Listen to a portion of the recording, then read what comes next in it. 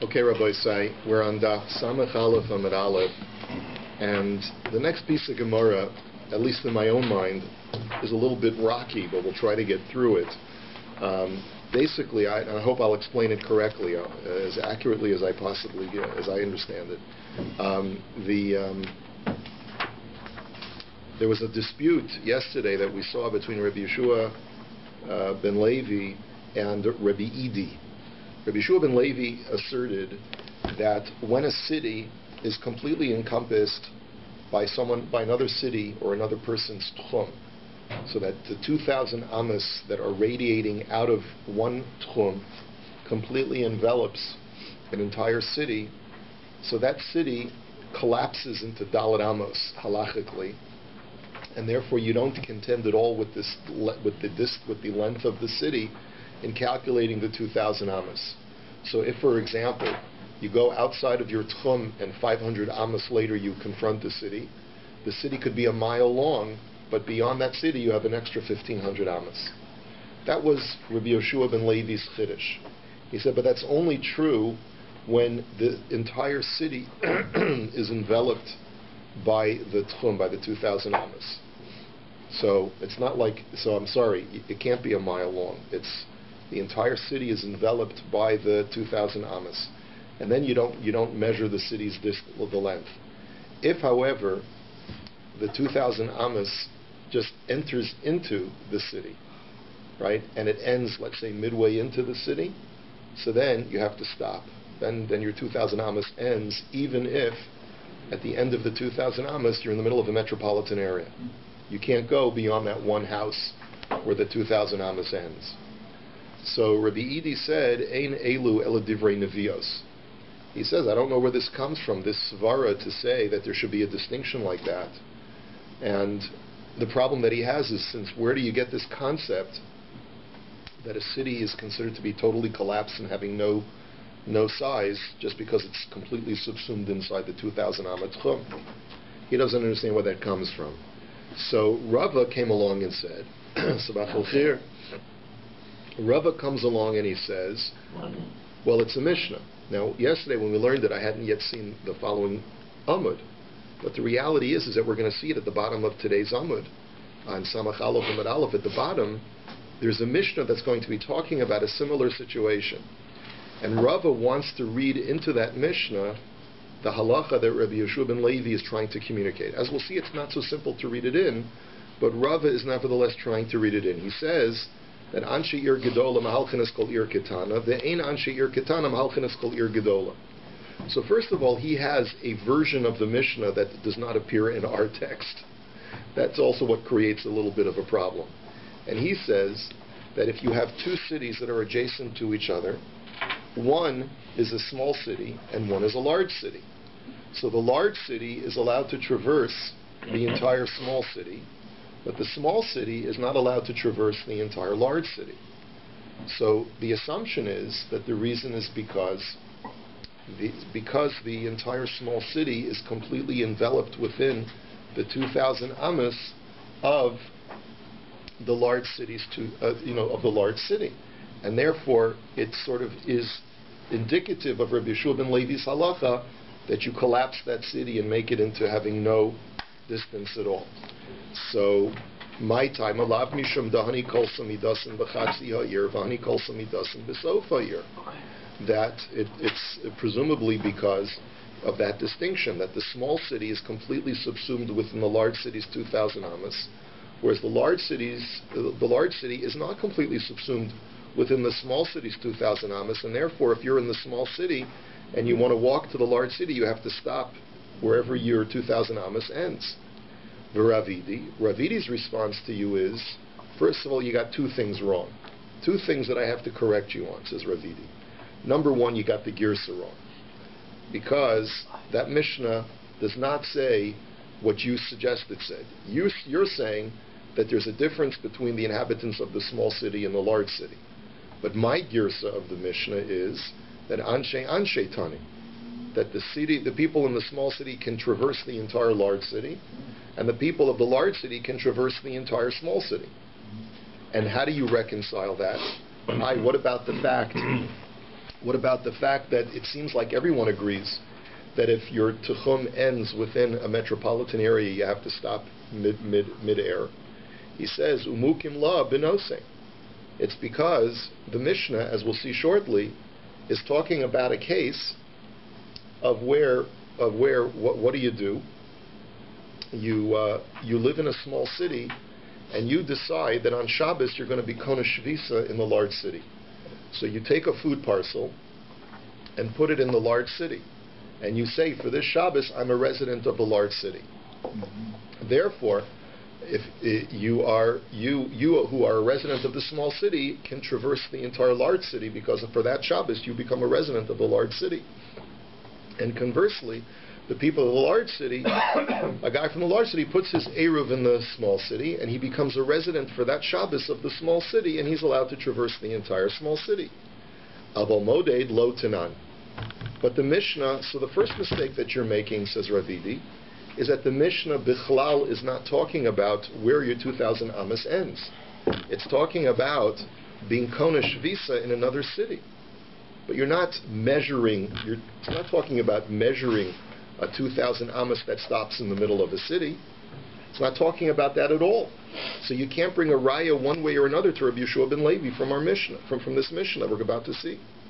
So the Gemara then says, velo, you can't. But wait a minute. Look at the next part of that Mishnah that we're about to see. It says, v'hatanan, v'lamodei sha'amru nosin lo alpayim ama, sha'afilu sof midaso kolo ba'me'ora. He says, the next part of the Mishnah is going to say that when a person is measuring his 2,000 amas, even if that 2,000 amas stops in the middle of a cave, even though the cave is completely enclosed and one homogeneous structure, nevertheless, you have to stop at the 2,000 amas and you can't go any further.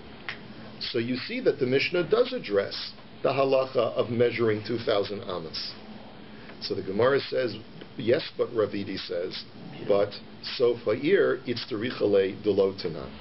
However, Rabbi Yeshua ben Levi's halacha that suggests that when a small city is subsumed within 2,000 amos, you collapse the entire span of the city into Dalet amos, that is never taken up by the Mishnah at all.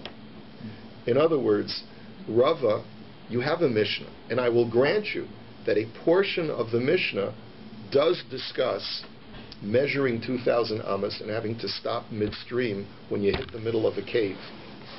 But the Mishnah never talks about what Rabbi Yeshua ben Levi is suggesting, which is that when an entire city is subsumed within my 2,000 amos, I can view that city as just being Dalet amos and continue measuring 2,000 beyond that.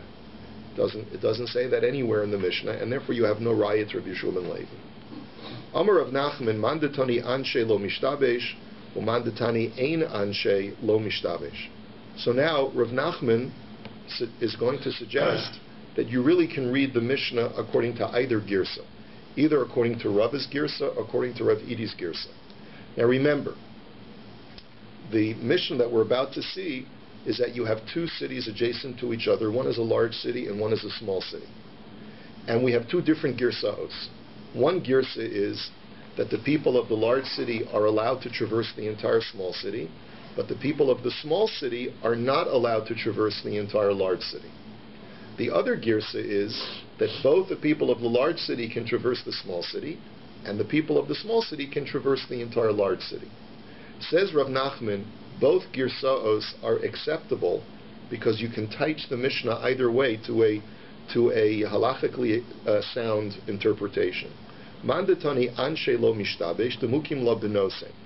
He says because, as we've just said before in the name of Ravidi, if you learn that both the small city can walk to the large city and vice versa, that they have equal rights, is because we're not talking about measuring 2,000 amas, but we're rather talking about where the people of the small city are kona shvisa in the large city, and the people of the large city are kona shvisa in the small city. So for that Shabbos, I, who am a member of the large city, become a resident of the small city, and conversely, I, who am normally a member of the small city, become a resident temporarily for the Shabbos of the large city. And therefore, I can traverse the entire large city or the entire small city. So that's the girsa of both can traverse both equally. Uman detani ein anshe lo mishtabesh. But if your girsa is that the people of the small city are not allowed to traverse the large city, demokim lo b'modei. It's because we're talking about measuring. We're talking about measuring, which means I live in a small city, my shvisa is in the small city, and my 2,000 amos goes into, but does not encompass, the large city. The chisuri mechzer of ahachi ketani. And you have to modify the text to be able to make it all fit, but you read it as follows. Anshe ir gedola mahalchenes kol ir ketana. That the people of the large city, because their tchum completely encompasses the small city, are allowed to traverse the area of the entire small city. Ve'ein anshe ir ketana mahalchenes kol ir gedola.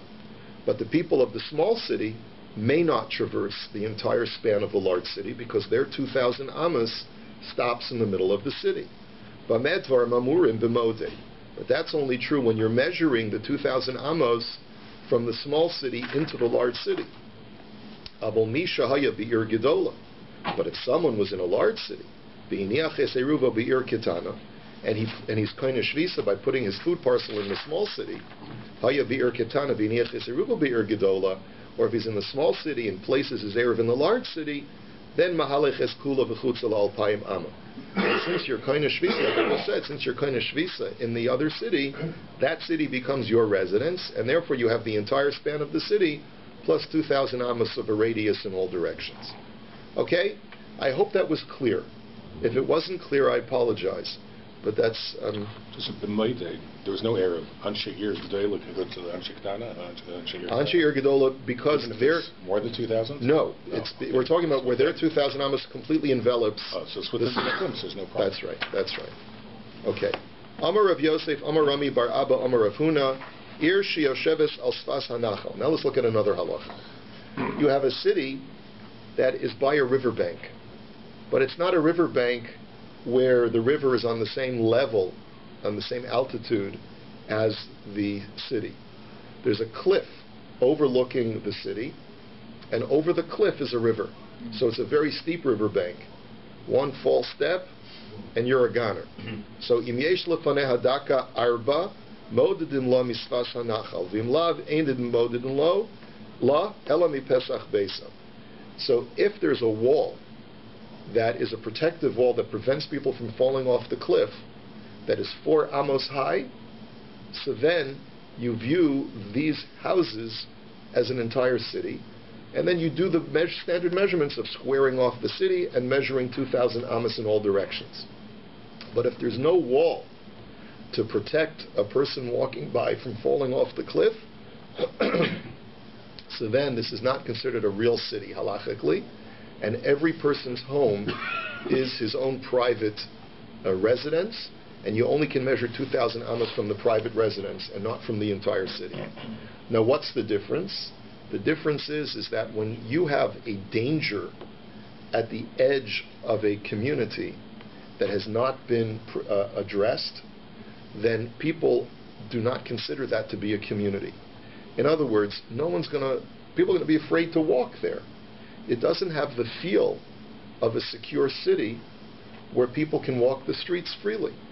It's not a community by definition is where people walk the streets. If people are scared to walk the streets because they're scared they're going to fall off a cliff, so then that's not a community. I guess maybe downtown Detroit is not a community either. I'm not sure. I don't mean to pick on Detroit. But anyway. What?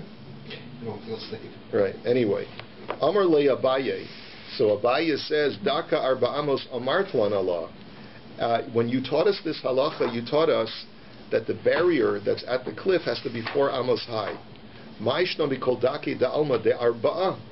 So why is this wall, why are you requiring it to be 4 amos high?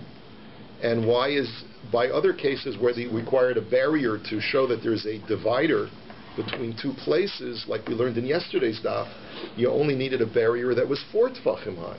What's the difference? Amar lei hasam lo be'isa tashmishta, hacha be'isa tashmishta. Here, there's a fear of utility. Imagine, a 4 tefach barrier is only about about a foot high, right? Maybe 16 inches high, right? So you're going to let your 4-year-old child play around there? if there's a steep drop of a cliff just because there's a 14-inch barrier? Of course not. That's not called a community.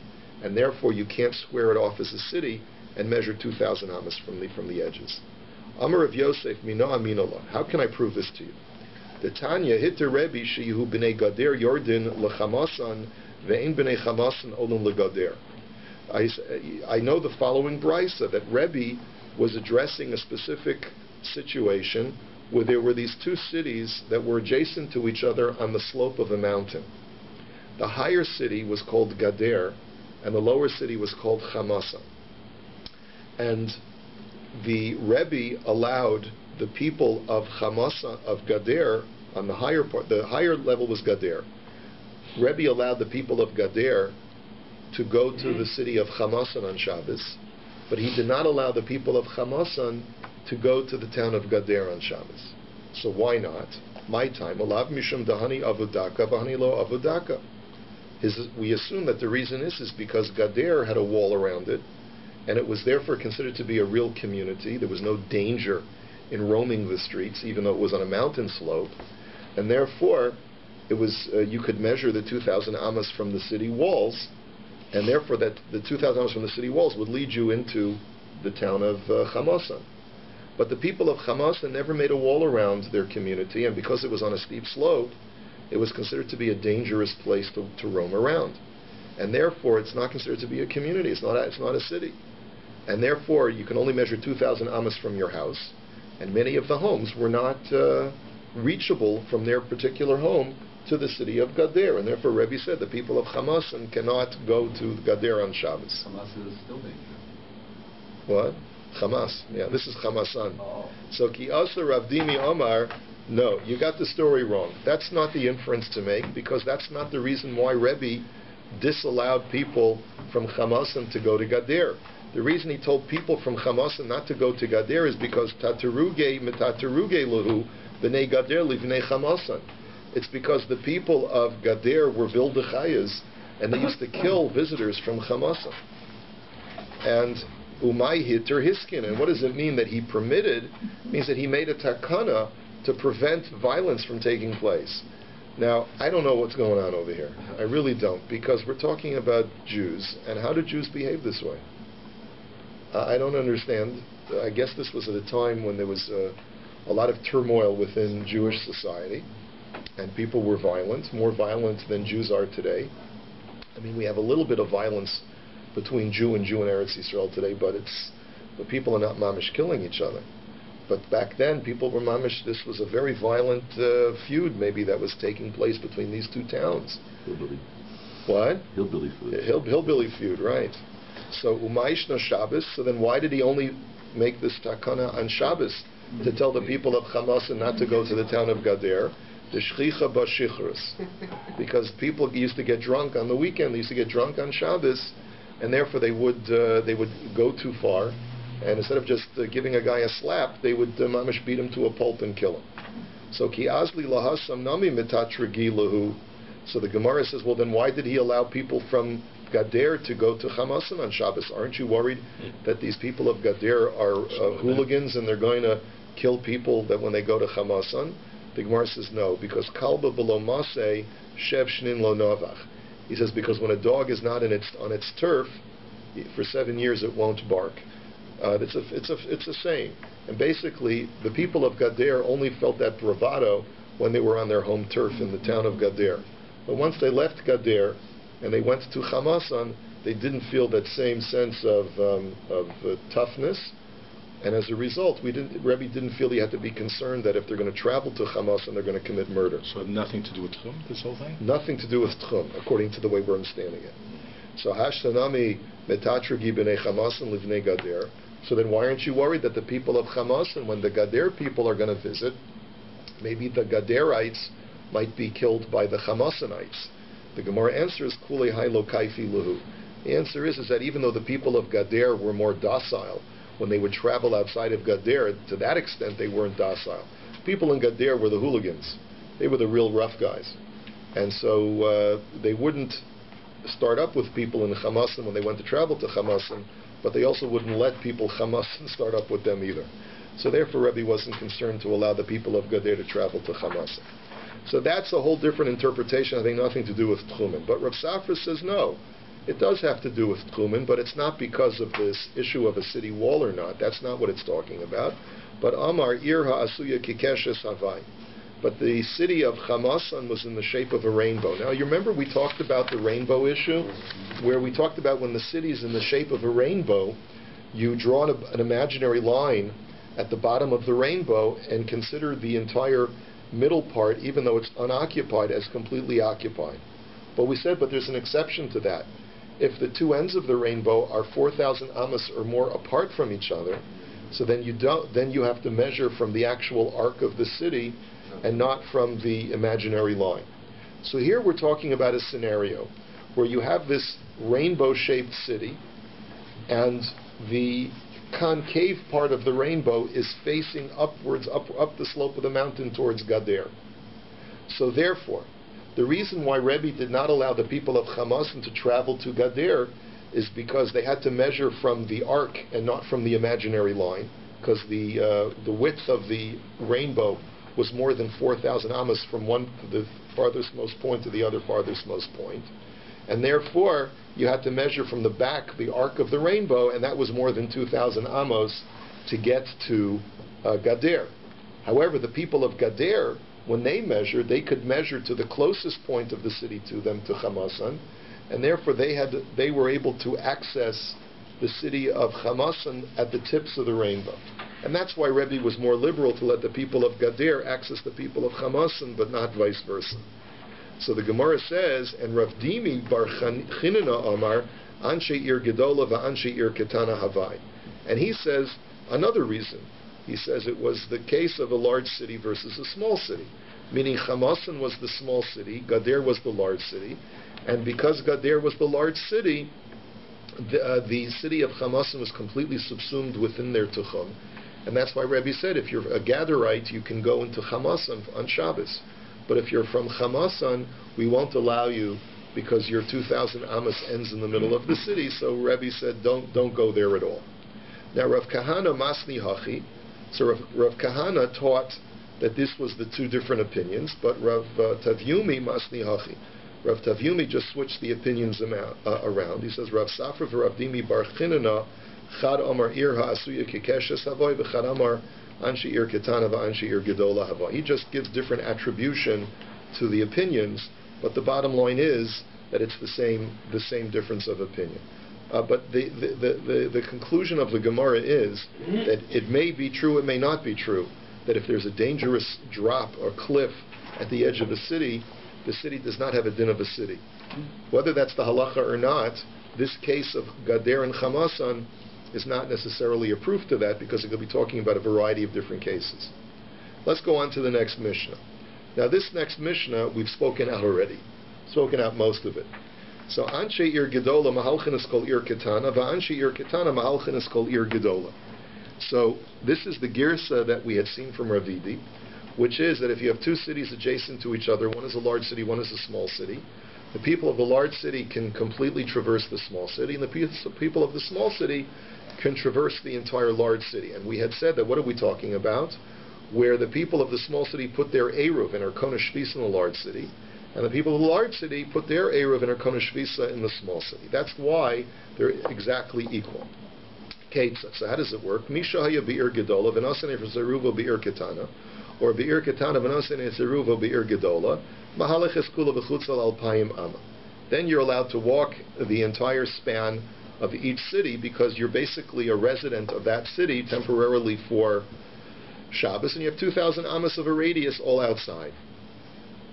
So, and this is where you have to, and then we change gears, and Rabbi Akiva Omer, Ein lo ela mimakom eruvo alpayim ama.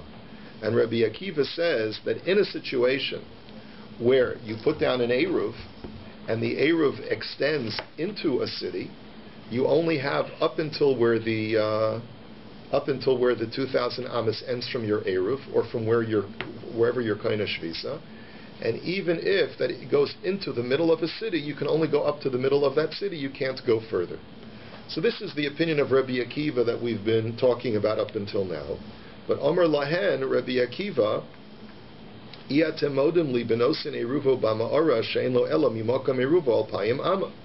Rabbi Akiva says to the Chachamim, who apparently disagree with Rabbi Akiva, and they say that no, Rabbi Akiva, we hold that if you're measuring 2,000 amas, and your 2,000 amas goes into a city, since you're in the middle of a metropolitan area, you have the span of the entire city. So Rabbi Akiva says to them, well, don't you agree with me that if you're measuring 2,000 amas and your 2,000 amas stops in the middle of a cave, don't you agree that you can't go any further in that cave? So Amrlo Emasai bisman she'ein ba diyurin, aval yesh ba diyurin mahalaches kula v'chutza la'al payim ama. They said, yes, we agree with that case of the cave, but that's only with a cave that is uninhabited. Because it's uninhabited, we don't consider the entire cave to be one unit that is subsumed under the 2,000 amas, and you have to stop wherever the 2,000 amas ends. But if you're measuring 2,000 amas and you enter into a city already, you have the span of the entire city, and that's considered to be part of your 2,000 amas. So then nimtza. So therefore, if you go back to Rav Edi's discussion of our Mishnah, Rav Edi says, yes, I agree that our Mishnah is talking about being modate, about measuring 2,000 amas. But you have to realize that it doesn't address Rabbi Yeshua ben Levi's halacha about when a city is completely subsumed within the 2,000 amas, it collapses into dalat amas. Remember, we talked about that. Now, nimsa kal tocha me al gaba. So it turns out that according to the Chachamim, if you have a cave that is inhabited, up until now we talked about a cave that is uninhabited. If you have a cave that is inhabited, where is the cave inhabited? Inside the cave. But above the cave, on top of the cave, let's say that may be a floor, a ceiling that is walkable, the top of the cave is not inhabited. The outside on the top. The outside on the top. So therefore, it turns out that if you were to measure your 2,000 amas and it went into an inhabited cave, you would be able to span the entire cave. But if you were to walk to the top of the cave, you'd have to stop in the middle. So that's the way the Chachamim view this. And we had actually seen an example of this before. That when the cave, let's say you have a cave that has two entrances, right? We talked about that whole complicated case before.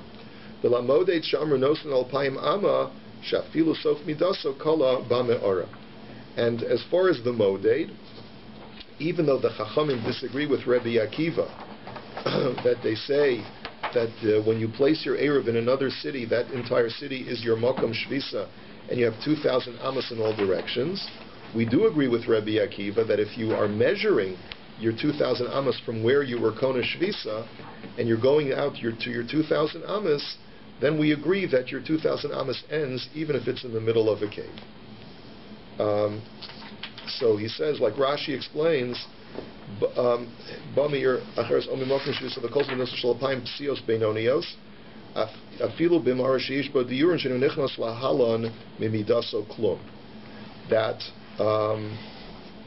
modin hein b'bamir acheres omi mokum shvisaso v'kol zman midaso shel alpayim psios beinonios afilu b'mara. Okay, let me just modify my explanation. The Chachamim, the machlokas between Rabbi Akiva and the Chachamim is as follows. According to Rabbi Akiva, when you place your Eruv, even when you place your Eruv in a metropolitan city, you only have 2,000 amas from the food parcel in all directions.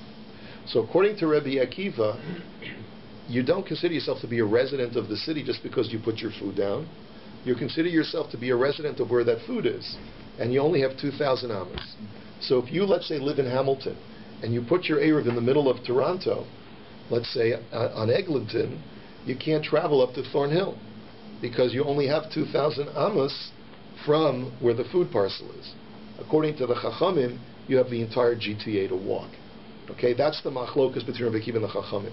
But the Chachamim, so Rabbi Akiva says to the Chachamim, well, don't you agree with me that if you put down your Eruv, if you're Konesh Vis and you measure and you hit a cave, that you have to stop in the middle of the cave? They said, yes, we agree to that. But that's only when you're measuring and you hit a place where it's not populated. But if you put your Eruv down in a place that's populated, and your 2,000 Amos ends in a place that's part of that populated area, you get the entire populated metropolitan area. It could span on for miles, but you're part of that city. Where do the Chachamim agree to Rabbi Akiva? They agree to Rabbi Akiva that if you're measuring and you leave the metropolitan area and you go 2,000 Amos and then you hit a populated area, there they agree to Rabbi Akiva that you have to stop wherever your 2,000 Amos ends. The only time that the Chachamim disagree with Rabbi Akiva is if your food parcel is in a metropolitan area and the metropolitan area continues more than 2,000 Amos. That's where there's a machlokas. But everyone agrees that if you're going outside the Yishuv and you're going 2,000 Amos and you hit an inhabited area, you still have to stop even though you've entered into an inhabited area. Okay, let's now go on to the Gemara. Amar Rav Yehuda Amar Shmuel Shavas bi'ir chareva l'Rabbanan mahalech eskula v'chutza l'alpayim ama.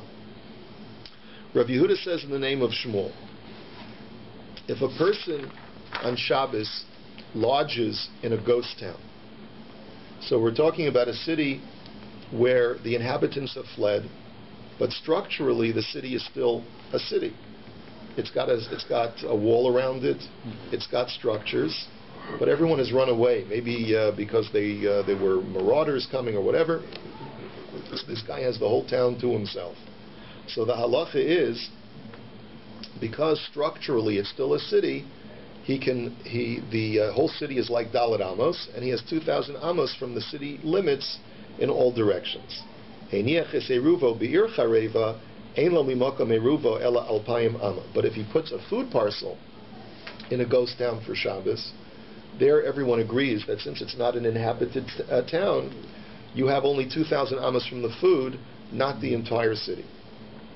Rabbi Elazar Omer, Echad Shabbos ve'echad hiniach mahalech eskula v'chutza la'alpayim ama. And Rabbi Elazar disagrees. He says it makes no difference whether you lodge there over Shabbos or whether you put your food down. In both cases, you have the entire span of the city plus a 2,000 amma radius around the city. So Meisves, let's challenge that. Amar lahen Rabbi Akiva, I atem modim li benosen es eruvo b'ma'ara she'en lo mimakom eruvo ela alpayim amma. Rabbi Akiva said to the Chachamim, don't you agree that if you put down your eruv in a cave that you only have 2,000 amas from the place of the food, regardless of how large the cave is? So Amru Lo, and they said back to him, Amosai bisman she'en bo diyurin. They said, yes, that's true, but only because the cave has no inhabitants. But ha be'en bo diyurin module. But so you see that they agree to Rabbi Akiva when there are no inhabitants to the cave, by putting your food parcel down, you're only kona 2,000 amas, even though the cave is completely enclosed. So why then buy a ghost town, Rebbe Elazar? It's a kasha on Rebbe Elazar. Rebbe Elazar, you see from our Mishnah, that even the Chachamim agree that when a city is uninhabited like a cave, that you only have 2,000 amas from the food, not the entire city. So my ein ba diyurin, ein a re'uya l'dira. So the Gemara says no, that's different. In the case of the cave, it's not only is it uninhabited, but it's not fit for habitation. And that's why you only have 2,000 amas from the food itself. But if a city is fit for habitation, because it's got the entire infrastructure of a city with structures and a wall and everything, but currently it's abandoned, so that, says Rabbi Elazar, we give the status of a real city, and therefore you have the entire city plus 2,000 amas radius. So Tashma, come and listen to the following brisa. Shavas be'ir, afilu hi gedola ke'antuchya, ba'me'ara, afilu hi kimara sidkiyahu melech Yehuda, mahalech eskula v'chutza la'alpayim ama. So the brisa says that if a person is koine shvisa, if a person lodges over Shabbos in a town, even if it's a huge city, like the city of Antuchya, which is like the city of Torornto, or if you lodge in a cave, even if the cave is as humongous as the cave that Sidkiyahu HaMelech fled to when he needed to go into hiding, in both of those cases, you have the entire span of the city, or the entire span of the cave, plus 2,000 amas radius all around. Ketani ir dumya dema'ara. So this brisa seems to be comparing the city with the cave. Ma ma'ara chareva, af ir chareva. And therefore, just like a cave, Sidkiyahu's cave was completely uninhabited, so too we must be talking about a city that's uninhabited, and you see that it's a proof to Rebbe Lazar that, I'm sorry, it's a kashan Rebbe Lazar, because the only time that we consider you to have the entire span of the city is only if you lodge there. But if you don't lodge there, but rather just put your Erev down, we don't give you the entire span of the city. So once again, it's a kashan Rebbe Lazar. So money. Ilay Rebbe Akiva, so who does this brisa go according to? If it goes according to Rebbe Akiva, my irya chareva, afilu yeshuva nami. Why does the brisa only say that it's a uninhabited, destroyed city? Even if it's a completely inhabited city, according to Rebbe Akiva, we only give you 2,000 amas from the food parcel. So elalav rabbanan. So it must be according to the chachamim, the time of the Shabbos in Avalini achlo. And therefore you see that the chachamim also are only prepared to give you the entire span of the city when you lodge in the abandoned city, but not when you simply put down your food. So once again, it's a kasha to Rebbe Lazar. So the Gemara says no. Lo tema ir dumya de ma'ara, ela ema ma'ara dumya de ir. So rather, says the Gemara, you're reading the brisa wrong according to Rebbe Lazar. Rebbe Lazar says the reason why we're comparing a cave to a city is not because we mean to tell you that the city is as desolate as a cave, but rather to tell you that the cave is as populated as a city. That when you're dealing with a populated city or a populated cave, then we award you the entire span of the city, ma'ir yeshuva, af ma'ara yeshuva, just like we give you the entire span of the city. We also give you the entire span of the cave, but only when what? Only when you lodge there over Shabbos, and it goes to Rabbi Akiva, and it goes according to Rabbi Akiva. The Amar ein lo mimakam eruva el alpayim ama. That Rabbi Akiva says that even in a city, if you put down a food parcel, you only have 2,000 amas from the food, and uveshavas moda, uveshavas rather moda. But if you lodge in a city or in a cave that's inhabited, Rabbi Akiva's moda that you have the entire span of the city. So, frak the Gemara v'hakim arasit kiyahu kitani. But how can you tell me that we're talking about an inhabited cave when the brisa says that it's like the cave of Tzidkiyahu? The cave of Tzidkiyahu was a totally abandoned cave. No one knew where he was hiding. The Gemara answers, Kimara Tzidkiyahu v'lo Kimara Tzidkiyahu. Kimara Tzidkiyahu gedola v'lo Kimara Tzidkiyahu di'lo hasam chareva v'hacha yeshuva. That the answer is that it's similar to Tzidkiyahu's cave in size, but not similar to Tzidkiyahu's cave in population. Tzidkiyahu's cave was a humongous cave, but it was totally desolate. But this cave that we're talking about in the Brisa is large like Tzidkiyahu's cave, but is populated like a city. And therefore, according to Rabbi Akiva, you're allowed to have the entire span of the cave, provided that you lodge there. But if you just put your food down, you don't. So let me just review the machlokas between Rabbi Akiva and the Chachamim so we're clear before we get to the following story. According to the Chachamim, if it makes no difference whether you lodge in a city or whether you put your Erev in a city, as long as the city is populated, the halacha is always going to be that you have the entire span of the city plus 2,000 amma radius outside of it.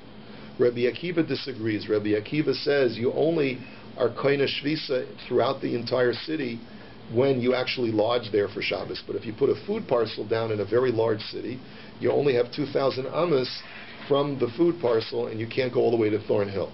Okay? So that's the machlokes. And the discussion that's an adjunct to that is, what will the Chachamim hold vis-a-vis an abandoned city? And this is a machlokes amoraim, that if you put down your food in an abandoned city, are you kona shvisa for the entire abandoned city? Or are you only kona shvisa 2,000 amas? That's a machlokes between Shmuel and Rebbe Lazar. Okay. Mar Yehuda ashkechinu livnei mavrachta de kamosvi iruvayhu bevekinishta devei agovar. So, here's the following story. Mar Yehuda once found that people from the town of Mavrachta, they wanted to make an Erev Tchum and extend their boundary in a certain direction, and there was a synagogue on the outskirts of the city that was within their Tchum of 2,000 amas. They put their Eruv, they put their food parcel inside the synagogue. Now, it was a very large building, and they put it towards the closer part of the building, closer towards their town. And their rationale was, what difference does it make where in the building we put the parcel of food, the building is considered to be one structure, and therefore once we're kind of shvisa in the structure, we have 2,000 amas from the entire structure, so even if we put the food in a part of the structure that's closer to us, it won't make a difference. So Amr Lahu, Gavu Beit Tvei, Ki Heichi Delishur Luchu Tvei. So Mar Yehuda said to these people of the city of Mavrachta, he says, you should put the food parcel all the way at the far end of the synagogue to extend your boundary even further. And said, Amr Le Rava, Palga'a Be'erevin, lest the Chashle Lahu Laha de Rebbe Akiva. So Rava says back to this fellow Mar Yehuda, he says to him, why are you being argumentative in the laws of Erevin? The Chachamim say that once you put down a food parcel in an inhabited area, then you're kind of shvisa in the entire area. That entire area becomes your domain. So therefore, the synagogue is entirely the domain of the people of Mavrachta, and it makes no difference where you put the food parcel down. You're worried about Rabbi Akiva Shita, who says that you only measure from where the food is and not the entire space. We don't paskin like Rabbi Akiva, because like Rashi points out, we always go according to the Divrei HaMekel by the laws of Erevin. We've seen this statement before, but I want to make sure that it stays with you. Whenever there's a machlokes, even a machlokes tanoim in Hilchas Erevin, almost always, it's not always, but almost always, we go according to the Divrei HaMekel, we go according to the more lenient position, because the institution of Erevin is a rabbinic institution to begin with. So anytime there's a machlokas, we go according to the more lenient position. We'll stop it here. We'll hold it here. Have a wonderful day.